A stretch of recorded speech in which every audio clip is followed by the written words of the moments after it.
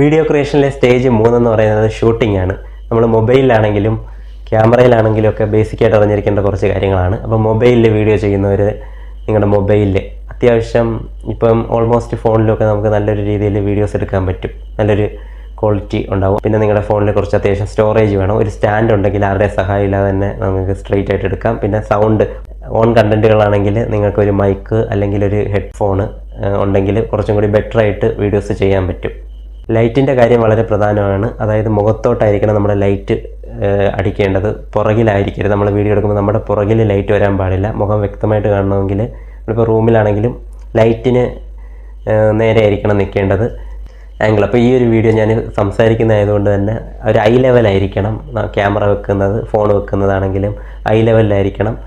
ഐയുടെ താഴോട്ട് അധികം പോകാതിരിക്കുന്നത് നല്ലത്. കുറച്ച് മുകളിലോട്ട് ആയാലും കുഴപ്പമില്ല.